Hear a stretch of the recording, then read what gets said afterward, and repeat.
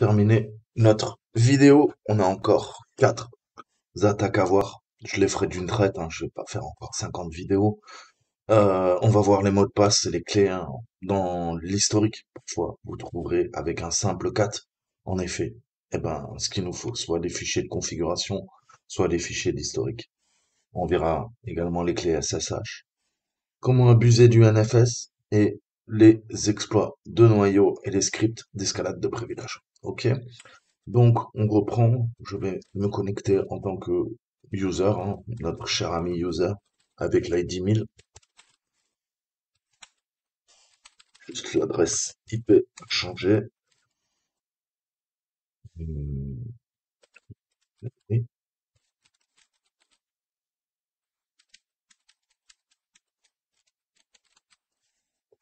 on est dans le système. Donc, qu'est-ce que je peux faire? Eh ben, le premier truc à faire, ça va être de regarder. Hein, vous savez que dans Home, on a tous des fichiers cachés. Ok? Le meilleur moyen, c'est ça.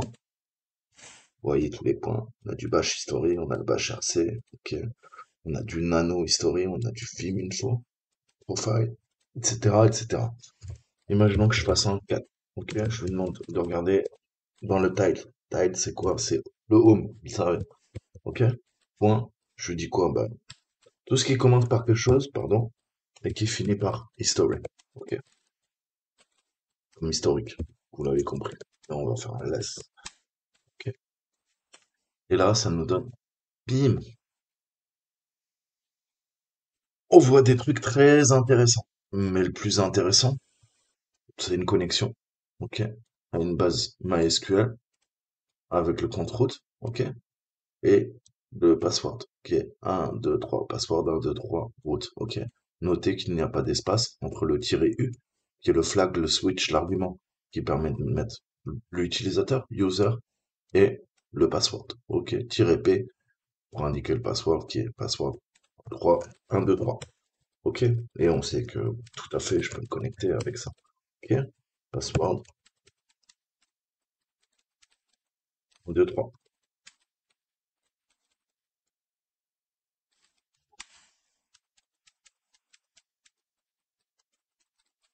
Ouais. Donc on voit que bah, ça marche, hein. Ça marche sans problème. Et on voit cette commande. Donc pensez à jeter un petit coup d'œil, ça mange pas de pain. Ok. Vous rentrez la commande, vous la notez quelque part, c'est pareil. Et on a un paquet de commandes qu'on peut venir utiliser, tout simplement. Ok. Là, bah, j'ai le résultat en tant que route. Donc c'est légèrement différent. Vous l'avez compris. Voilà. Donc ça peut être une technique d'escalade de privilège et se rentrer cette commande. Ok. Hop, je la note. Donc, on va voir ensuite les fichiers de conf. Les fichiers de conf, c'est pareil. Les fichiers de configuration, ils contiennent souvent des mots de passe en clair ou d'autres formats réversibles. En fait, on va répéter dans une première partie le contenu du répertoire de l'utilisateur en faisant un ls. On va regarder s'il n'y a pas la présence d'un fichier VPN, ok? Moi, j'utilise moi-même un fichier au VPN pour me connecter, hein, ok? Est-ce que lui, il en aurait pas, ok? Qu'on pourrait exploiter. On va regarder ça. Ok. ls, ok, MyOpenVTN. Bon, écoute, qu'est-ce qu'on a là-dedans?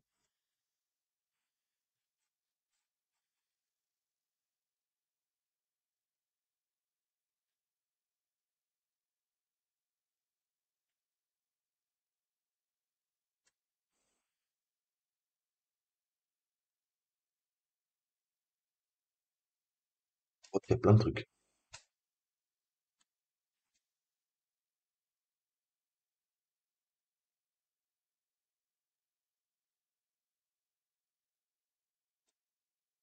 Attends, on est d'accord?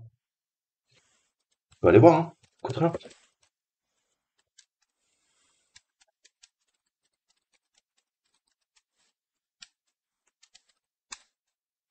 Ok.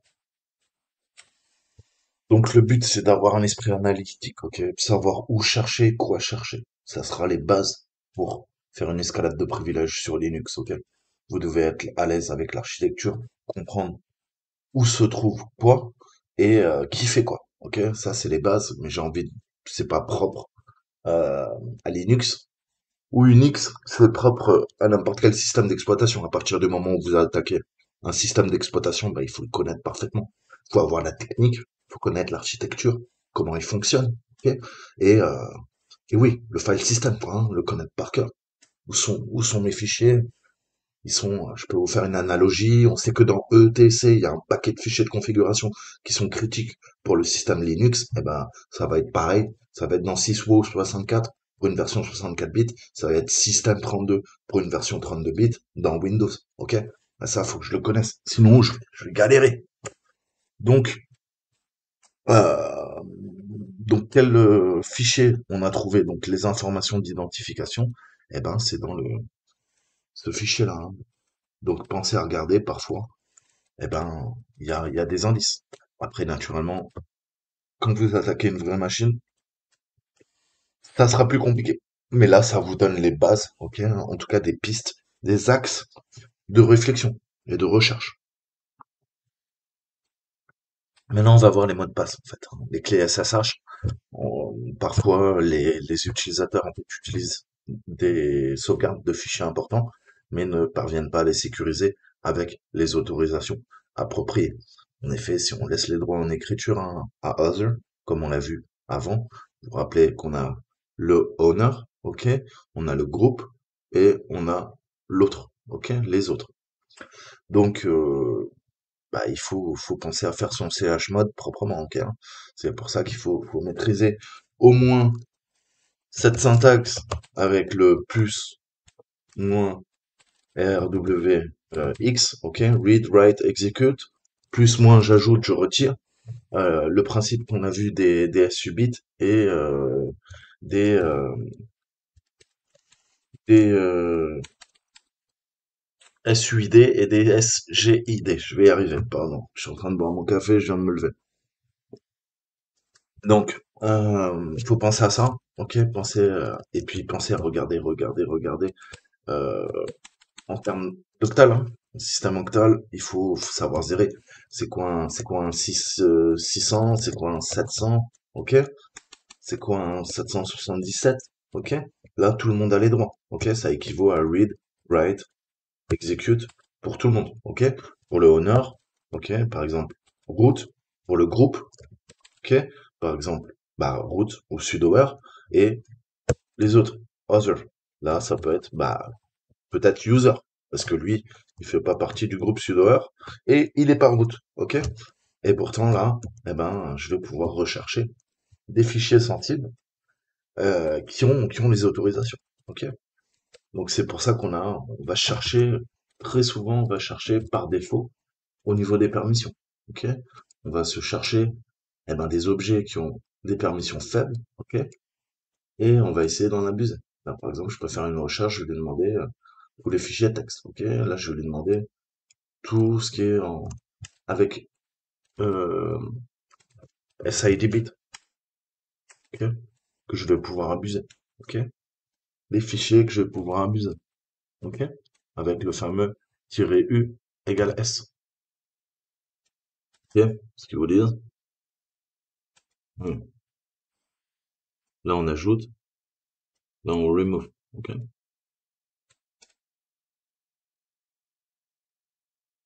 Là pour le groupe, le 8 bit et le sticky bit, ok? Le fameux T. Ça, vous devrez vraiment maîtriser, comprendre le système de permission qui est complexe, ok, sous Linux, ok, mais qui permet beaucoup de granularité. De toute façon, je vous ai allé voir ma playlist Linux pour les nuls. Je crois que je vous ai déjà expliqué tout ça depuis longtemps. Donc revenons à nos moutons. Je suis en train de me distraire. Si on fait un LSL, et je sais très souvent les gens génèrent leur clé de chiffrement, soit dans root, soit dans leur home. Ok? C'est le cas. On a un root key. Ok? Et il est lisible pour tout le monde. J'ai mon read. Ok, ça craint un peu, non? On est d'accord? Parce que je peux faire un cat. Ok, SSH.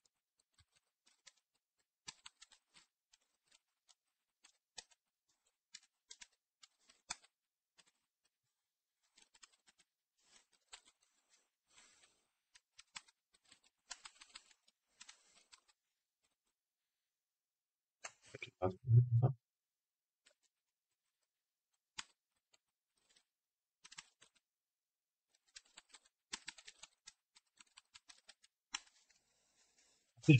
là, c'est mort. C'est mort pour lui, hein. Qu'est-ce que je fais? Je vais voler la clé de chiffrement RSA, symétrique, et qu'est-ce que je vais lui faire? Je vais me connecter à sa place, ok? Et ça sache, c'est plus simple, ok? En utilisant l'argument I, ok? On voit bien que c'est une RSA. Bam, ok, plus bête qui. Donc, là, je peux tout à fait la voler. Qu'est-ce que j'ai juste à faire? Bah, vous le savez. Vous connaissez le bail, on va le refaire. C'est pas grave.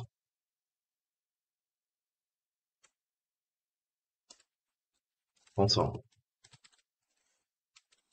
Bien, on va le faire en temps réel. Là, c'est Toto. Moi, je me connecte en tant que quoi? SSH? Route? Oui, il faut que je crée ma clé. Excusez-moi, déjà, je m'excite un peu trop vite. Sudo.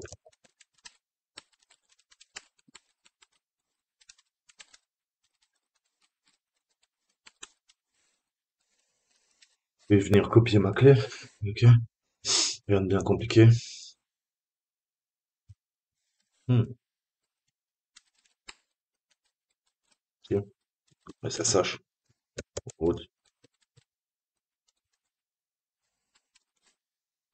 10, 10, 31, 129. Bon. Ah oui, je suis obligé de préciser. Donc, I. Et je veux route qui. Ok. C'est plié. On est route, on est connecté en SSH. Donc, pareil, pensez, ça je vous le dis tout le temps, à abuser de la clé, ok? Voler la clé de chiffrement privé et vous êtes les rois du pétrin, ok? Ça vous permet de faire votre escalade de privilèges, très souvent. Enfin, en tout cas, si vous voulez la clé du route, hein. Si vous voulez la clé de user, vous allez vous connecter en utilisateur. Mais ça peut être en tout cas une des solutions. Donc ensuite, on a des fichiers créés hein, via NFS qui héritent de l'ID en fait, à distance. Hein. Ou le NSF, vous savez ou pas, c'est le partage. Grosso modo, c'est le partage qu'on peut utiliser pour faire des shares. Ok. Euh, L'abréviation de Network File System, c'est-à-dire c'est un système de fichiers réseau. Et ce système de fichiers en réseau permet de partager les données principalement, et ça permet l'interopérabilité. Ok? Si on a un système de type Unix, mais des versions également de Windows ou de Mac, on peut les relier entre eux grâce à un serveur NFS. Ok? Le serveur NFS va permettre le share entre plusieurs NFS clients. Ok, donc les clients NFS, ils ont chacun leur système de fichiers. Ils sont sur le réseau. Et qu'est-ce que fait le serveur? Eh ben, il va permettre la traduction, ok, pour que les différents systèmes de fichiers fonctionnent, ok, malgré qu'ils soient différents. Donc, NFS, ben, on peut abuser des failles, toujours, vous en doutez. Pas besoin de taper la NS1, vous en doutez. Donc, qu'est-ce que je vais faire? Je vais fermer tout ça. Je vais me reconnecter. Qu'est-ce qui se passe?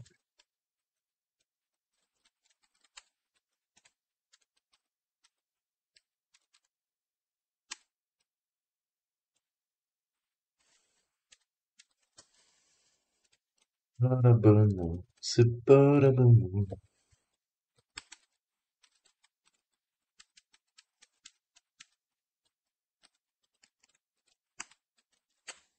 On est connecté. Qu'est-ce qu'on peut faire? On peut regarder le fichier de configuration du partage NFS. Et il se trouve où? Je vous ai dit quoi? Tous les fichiers importants sont dans ETC. Et on a un truc qui s'appelle export, non? Ok? Qu'est-ce qu'on a là?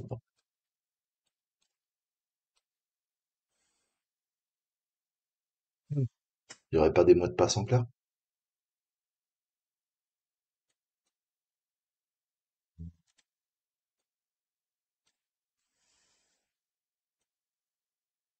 No subtree check. Ok. Donc on voit quoi? on voit que le TMP, déjà, il est désactivé à la racine. Ok.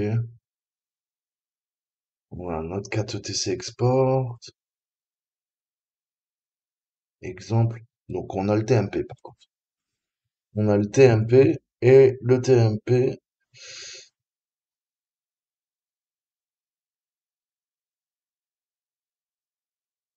va voir si on peut pas feinter ça. Ok, on a le principe du no root squash. Le no root squash, vous allez voir que c'est assez abusé. En gros, on va faire très simple. Il est enregistré avec un problème de configuration. Lui, il attend un TMP, mais c'est insecure. Vous le voyez bien. Et il n'y a pas de no subtree, no root squash. Donc là, ça va nous permettre quoi? Ça va être une attaque où on va lui dire, bah écoute, moi j'ai un fichier TMP chez moi, tu veux pas monter mon fichier TMP? Lui, il va pas faire de vérification, il va dire, ok, c'est Toto le hacker, alors que d'habitude c'est Bobby qui monte son partage NFS, et il va dire, ok, ouais, pas de problème. Et du coup, bah, on va se servir de cette faille pour exploiter la machine. Donc là, on va faire de deux types, vous allez voir, d'attaque. Première étape, faut qu'on passe en route, ok? Sinon, ça va pas le faire.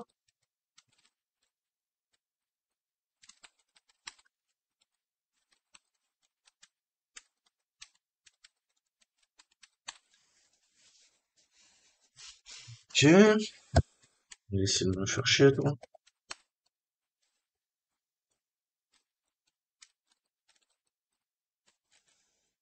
Donc,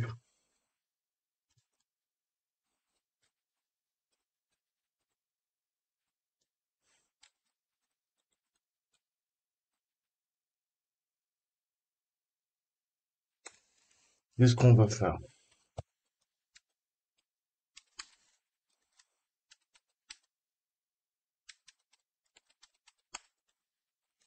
Donc, on fait ça, on passe en route.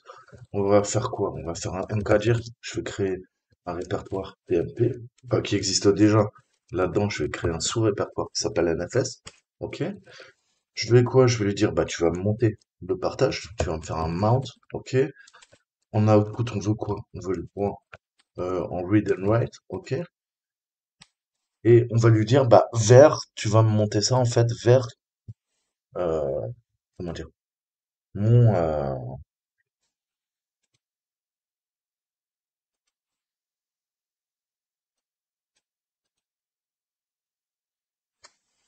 vers mon, vers 2, en version 2. Donc je vais lui dire quoi? Mount, mon output, tu me donnes les read, le write. Je veux quoi? Je veux la version 2, ok? Du NFS. Tu vas, t'inquiète, et tu vas te connecter, bah écoute, au 151, pardon, 129. Là, il y a un TMP. Bah écoute, tu vas monter le TMP et moi je t'écris un répertoire NFS.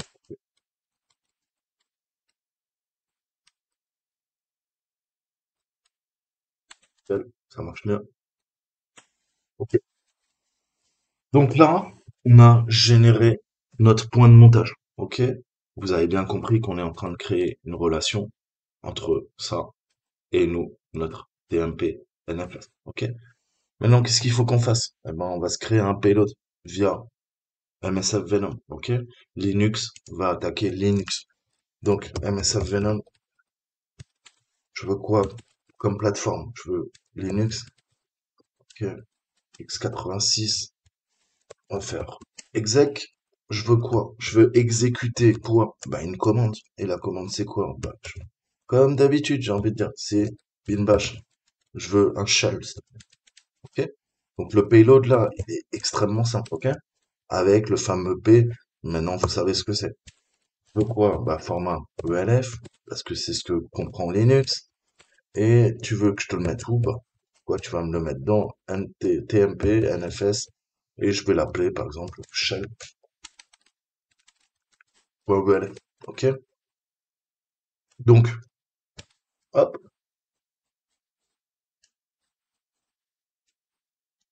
ok. On a encodé la charge utile, le virus. Maintenant, qu'est-ce qu'on va faire? Bah, il va falloir qu'on lui donne les droits pour ce faire. Chmod, comme d'habitude.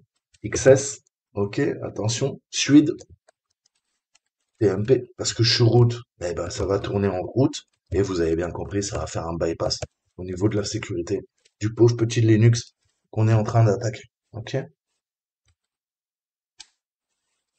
Parfait. Qu'est-ce que je fais maintenant? Eh ben, j'ai mon compte user, ça c'est Bobby, et Bobby, bah, on va lui dire, écoute, coucou, dans TMP, il y a quoi? Il y a shell.elf,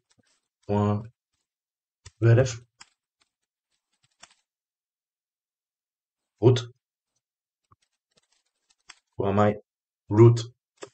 Ok, voilà. Ça peut être un moyen d'attaquer par le NFS. C'est plutôt simple. Le payload n'est pas compliqué. Pareil, retenez la commande. Apprenez à monter, démonter. Ok. Un share NFS, c'est pareil, c'est important. Parce qu'après, si vous oubliez de démonter aussi hein, après l'attaque, vous allez avoir des shares, comment dire, qui sont toujours montés. Pensez à faire la commande en main.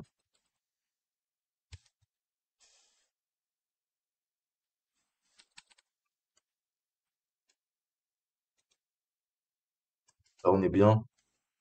Qu'est-ce qu'on va lui dire?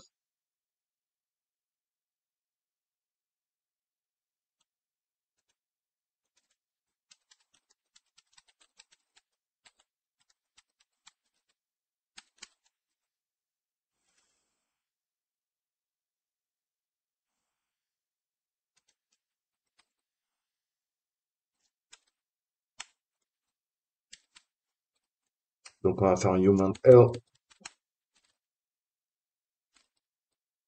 pas d'usage. Pourquoi? Bah,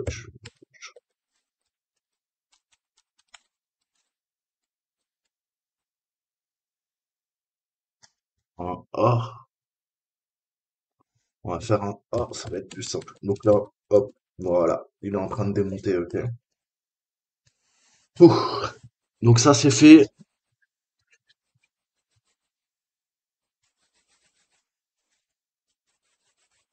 Ça, c'est fait, ça, c'est fait. Et on est bon.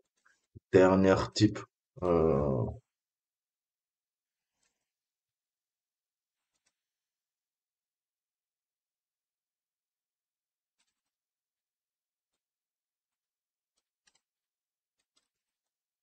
donc, pour rappel, hein, cette attaque, euh, cette attaque est possible parce que il y a le insecure et surtout le no root squash. Ok, allez voir ce qu'est le no root squash et pourquoi c'est une faille majeure. Ok, donc là on prend encore une fois des cas idéaux. Hein. Bien sûr, dans la vraie vie, ça sera plus compliqué, vous vous en doutez.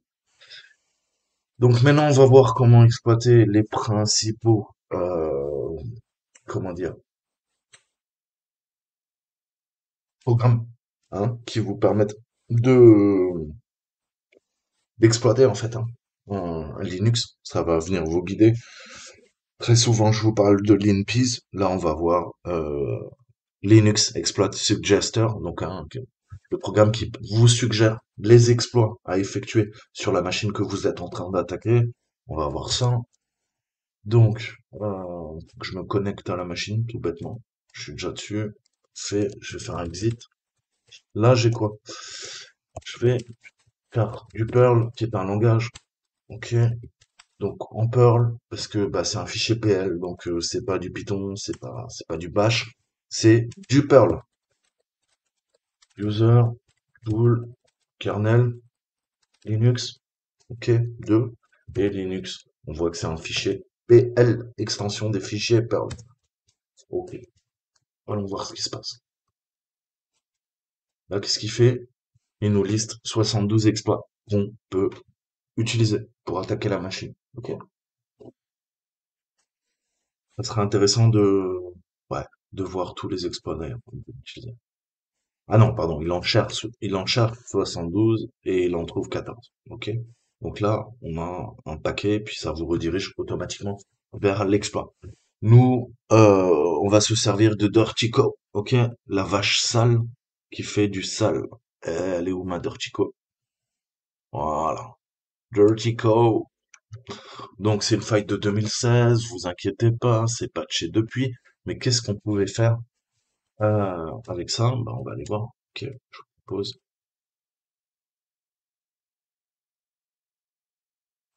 Ok. Donc, pensez à faire cette commande via un proxy pour stabiliser le shell qu'on aura récupéré.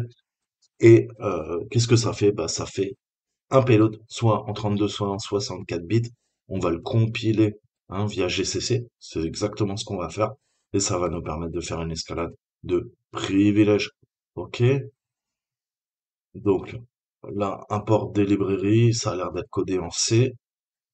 En C ou en Perl? Bizarre.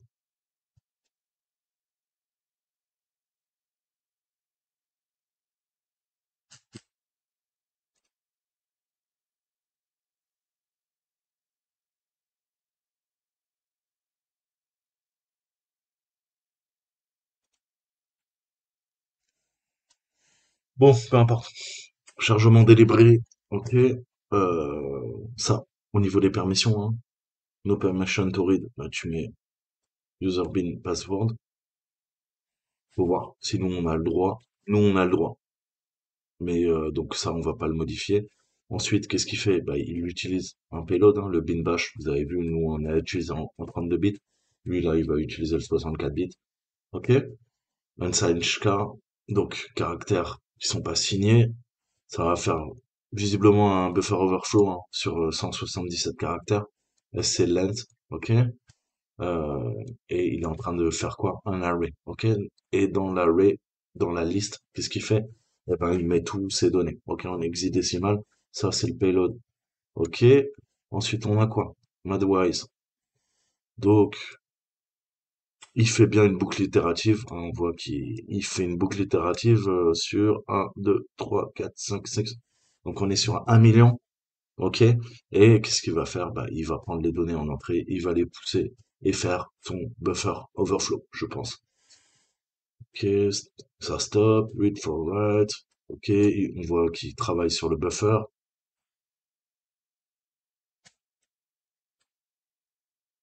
Ok, donc ça va permettre un buffer overflow et ça va permettre d'écrire le suite. Ok, et en écrasant le suite, on va se donner tout simplement les droits et popper un root shell et restaurer le TMP backup. Ok, donc on joue sur les variables qu'on a déclarées et après il nous affiche, bah voilà, le Dirtico Privilege Escalation. Voilà. Et F, qu'est-ce qu'il fait? Bah, il fait un suite binary en read-only. Donc, typiquement, bah ouais, payload, size. Voilà, c'est un buffer overflow. Ok, buffer overflow qui va permettre l'escalade de privilèges. Et on voit qu'on a 3 threads qui sont utilisés, ok, pour faire notre buffer overflow. Donc ça, c'est fait. On va l'utiliser. Qu'est-ce qu'il faut qu'on fasse? Eh ben, il faut qu'on compile. Donc, on va utiliser notre copain GCC. Et vous voyez que comme n'importe quel Linux, enfin système d'exploitation qui a un compilateur installé sur sa machine. Coucou Kali Linux, coucou ParrotOS, coucou tant d'autres. Eh ben c'est une faille. Puisqu'à partir du moment où j'ai un shell, même avec des privilèges qui sont pas élevés, ok? Là, je suis en tant que user, je peux quand même compiler sur votre machine, ok?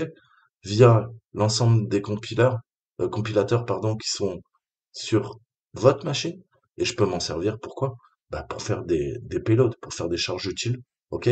Qui sont custom, exprès pour votre architecture. C'est pour ça que installer un compilateur, c'est une faille. Et vous savez que sur Kali Linux, vous en avez des centaines. Donc, attention, c'est une faille dans le système. N'importe quel hacker se servera de vos compilateurs pour bah, compiler un exploit et pirater votre machine. Et comme il le fait sur votre machine, l'antivirus, il verra rien, ok? Puisqu'il attaque votre machine à partir de votre machine et pas d'un autre ordinateur, ok? Ça, c'est un type d'attaque living off the land, ok? C'est les dernières attaques qui ont permis notamment de d'attaquer toutes les grosses boîtes américaines là, qui travaillaient pour le renseignement, qui se sont fait péter. Et ben voilà, ça je vous parle tout le temps des attaques living off the land. Ça c'est le nec plus ultra, ok? Se servir des outils de la machine pour les détourner et la pirater.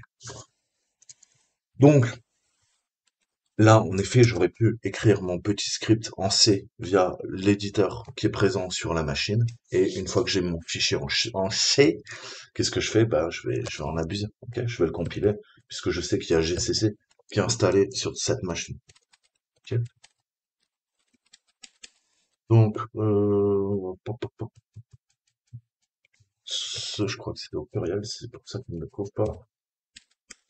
Ouais. Donc, qu'est-ce qu'on veut? Revenons à nos moutons.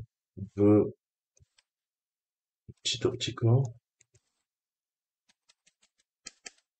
Ok. Donc on a notre fichier en C, il faut que je lui donne un output, comme vous le savez. Je vais lui dire, bah écoute, on va l'appeler co.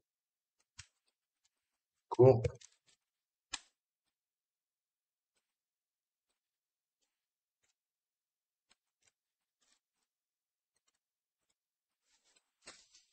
il ne veut pas?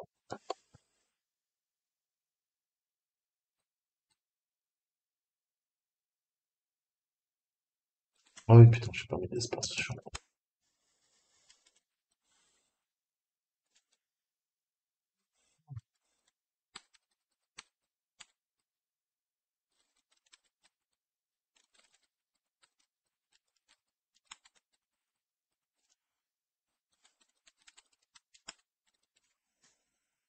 Ok.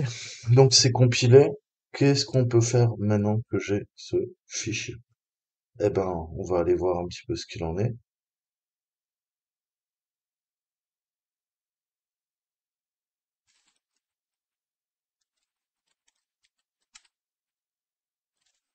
Coucou, la vache folle.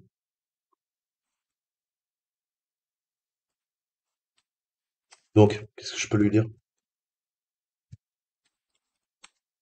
Je vais lui dire, écoute, user, bin, svd.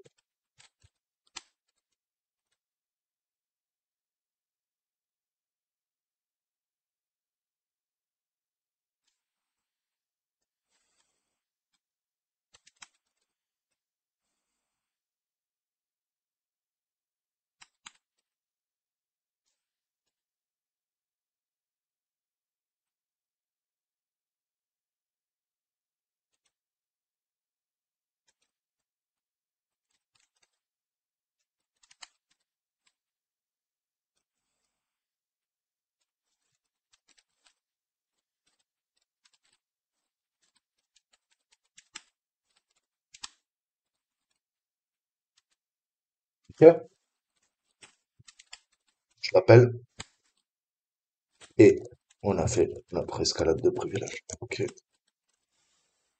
Donc, bah voilà, ça peut être un exploit. Vous savez qu'il y en a plein. Visiblement, il y en a 14. Je vais pas tous vous les montrer. On fera peut-être une vidéo sur le sujet.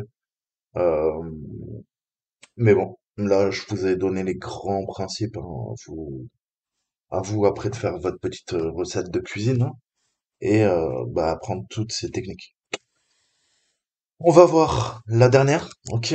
Pour ce faire, je vais remettre la machine en état parce qu'on a fait quelques petites bidouilles, comme vous avez vu. On va remettre le fichier proprement, sinon je pourrais pas continuer à vous montrer la dernière. Ok. Je crois qu'il faut même que je relance là. Je sais plus.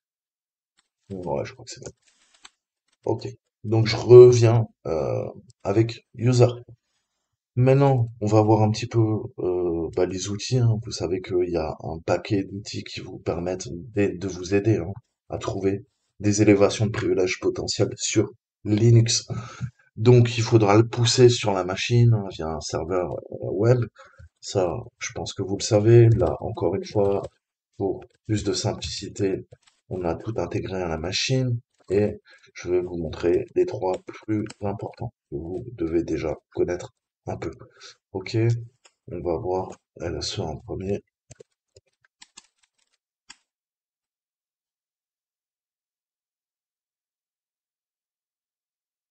Ok. Donc là, il me demande. Oui, je le connais. C'est le password 321, mais je connais pas celui route. va tester. Ok.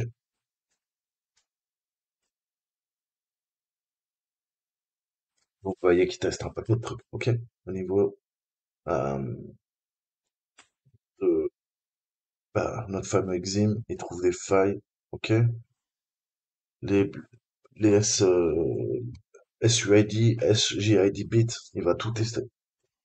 Très très bon script. Ok. Certains le préfèrent même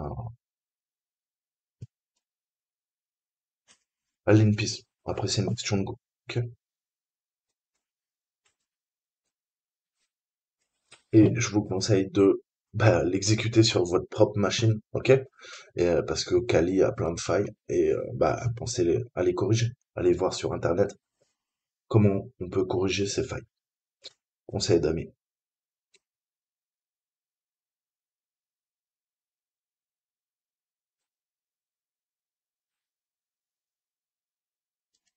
Donc, vous voyez, on va s'intéresser à un... Oh, yes, yes, yes, yes. On veut juste le Apple. Ah, là, il nous dit on peut se connecter à PostgreSQL avec pas de password en tant que PSQL. Donc, ça peut être intéressant.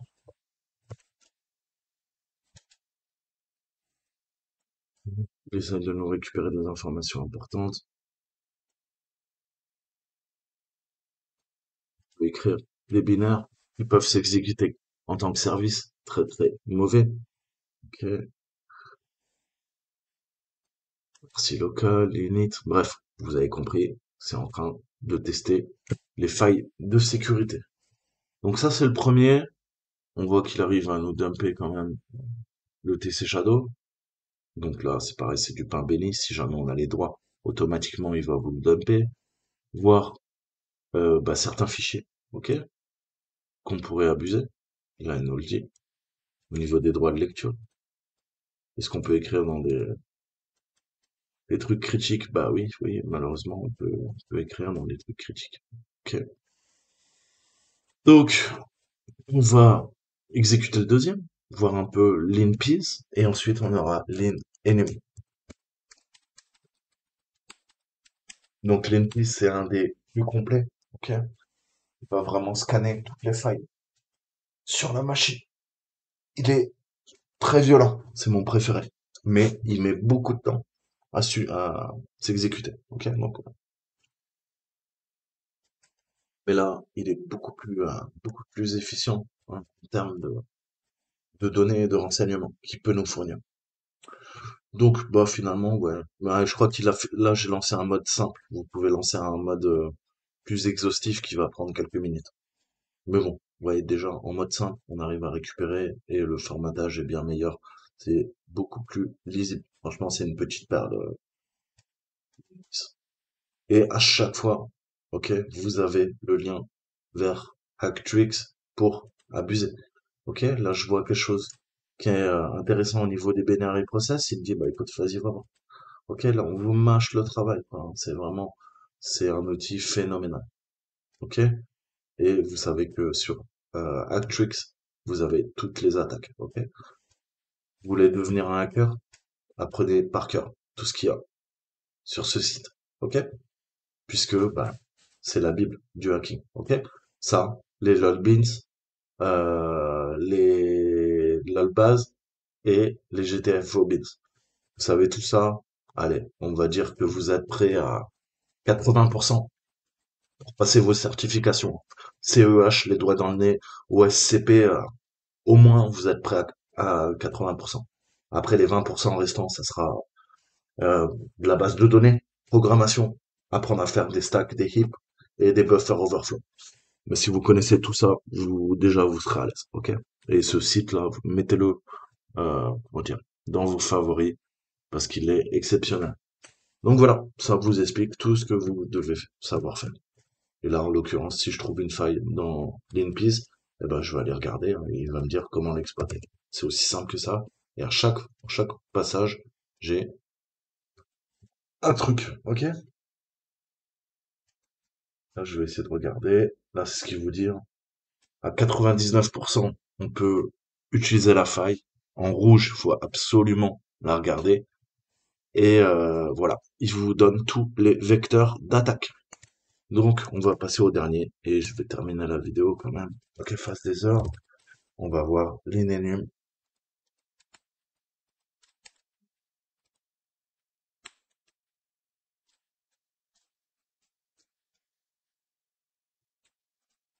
Pareil, mais en beaucoup plus succinct, ok? Mais en beaucoup plus rapide. Celui-là met que quelques secondes, même pas une seconde à s'exécuter, ok? Donc pareil.